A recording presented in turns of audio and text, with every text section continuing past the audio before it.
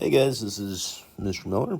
Today we're going to talk about Ohm's law. This was a law that connected the concepts of voltage, current, and resistance made by a scientist named Ohm in 1827, 28 years after the invention of the battery. All right, so this is Ohm in the bottom right-hand corner. He's a cool guy. All right, so let's get started. All right, so previously we talked about voltage, the difference in electric potential between 2 points. We often refer to this as electric pressure. And so if you're referring to, say, a battery or a capacitor, we often think of those as two metal plates. One is negatively charged overall, one's positively charged. And our voltage would be the difference between the concentration of electrons in one plate versus the next. This one has more electrons than the other, so it has higher electric potential, which is electric potential energy per charge. The plate on the left has higher electric potential than the plate on the right, so we'd say overall, this is a high voltage, a high difference between these 2 points. We could also call that electric pressure. All right. We've also mentioned that current is the flow of electrons.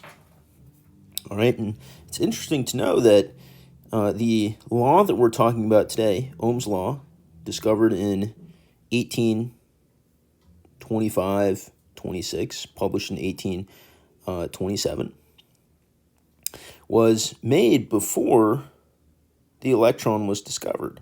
So we are talking about current electricity, which is the flow of electrons, but the law that we're going to see that relates these three things in today's classwork related those three things without knowing what electrons were. All right, they just talked about them as charges. Okay, and then finally we have resistance to the flow of electrons. That's resistance. The diagram we can see on this right-hand side, this is the game operation. Maybe some of you guys played that when you were younger. We'll be looking at this particular circuit as we go, but we can see that here we have a battery, and convention tells us that batteries have electrons flowing sort of counter to what they're actually doing. There's a convention set up by Benjamin Franklin, which is electrons flow from the positive, or current flows from the positive to the negative. We actually know that that's not the case. Actual current flows in the opposite direction, but our convention has our circuits set up in a different manner. All right, here we have a little switch at the bottom, so when our switch is closed, then we would have electricity flowing. This would be our little electrons flowing from one terminal of the battery to the next. When it goes through this circuit, well, it goes through our resistor. That's just a component that resists the flow of electrons. It reduces how much current you have going through your circuit, because if you have too much, you could say burn out your buzzer, or you could burn out your light bulb, neither of which would be a good thing. So we think of batteries as the pump. Resistors are sort of the brakes. All right. So the question is, what is the relationship between this pump, this brakes, this current flowing through all of our electronics? And that's what Ohm's law tells us. But very briefly, let's just see what this circuit looks like when things are moving. All right, so let's take a look at that now. All right, so what we just saw was the electrons moving through an electronic circuit, a little simulation. But to try and build some perspective of this concept overall, since we have those little electrons moving that we call electric current, what are the numbers here? What does this all mean? This current in unit of 5? What does that mean? Or is it like 5 amps? Current's measured in amps. But what is 1 amp? What is the relative magnitude? How can we make sense of this? Well, the way that we like to think of things, we've been shocked a number of different times in class. 1 amp is an enormous amount of current, more than enough to kill someone. All right, 0.001 amps, that's 1 milliamp, is a typical current that you're dealing with in, say, electronic devices. It's small enough that it's safe, but you can feel it. All right, 5 milliamps is painful. 10 milliamps, muscle contractions, not good. 15, loss of muscle controls. And anything that's above, 0.07, that's 70 milliamps, above that is considered to be deadly. So all the signs that we see that say, danger, keep out, high voltage. Well, voltage is not actually what's dangerous. Voltage causes current, and current's dangerous. So current is dangerous. And in terms of units of current, 0.07 amps, that's a lot of current. 1 amp that we'll see in our calculations, that's an enormous amount of electrons flowing through an object, right? So hopefully that helps sort of narrow our focus a little bit, give us some perspective, but let's just get to the meat of it. This is Ohm's law. Ohm's law relates voltage, current, and resistance together. Again, 1827,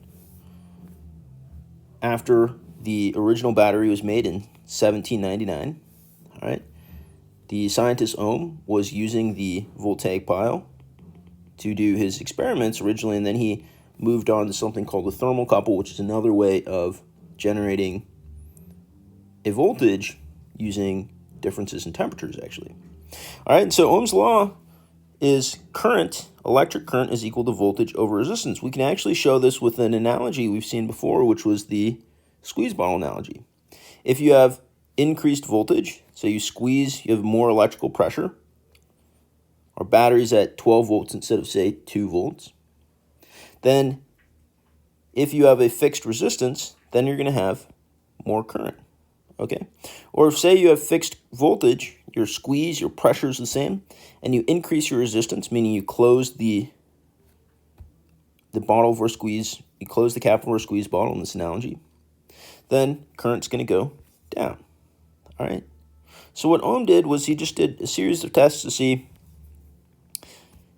how are these three things related, and this is what he came up with. So if we want to take an electronic circuit and we want to figure out, because electronic components have a certain current rating, max current rating before they burn out. If we want to figure out if we're safe to use a certain object in an electronic circuit, we apply our little current law. Current is equal to voltage over resistance, which we call Ohm's law. All right, in terms of units, current is amps, voltage is volts, of course named after Alessandro Volta, and then resistance is ohms, named after scientist Ohm. Okay, almost done. A couple of practice questions. We have question 1, what is the current in the circuit to the right? Well, we have a total of, we're not going to focus too heavily on what this diagram looks like. We'll talk about that more in the future. But we have a total voltage of 16 volts and a total resistance of 8 ohms. So if we go and plug into our law, Ohm's law, we'd say current, I, that's current, is equal to our voltage, 16 volts, that's electrical pressure, divided by resistance, resistance to the flow of electrons, and we get 2 amps. Again, this is a ton of current. This would be more than enough to kill someone. 0.01 amps is enough to kill someone. All right, this is much greater. Question 2, what is the current of the circuit to the right? Well, we have 12 volts and 2 ohms of resistance. So we would just plug in 12 volts divided by 2 ohms. 12 divided by 2 is 6 amps. Again, an enormous amount of amps. But notice how we just changed the resistance. We lowered the resistance, and the current went up. So that takes us back to this idea that resistors are our brakes, currents, our batteries are our pumps. All right, that's it for now. We'll see you guys in class.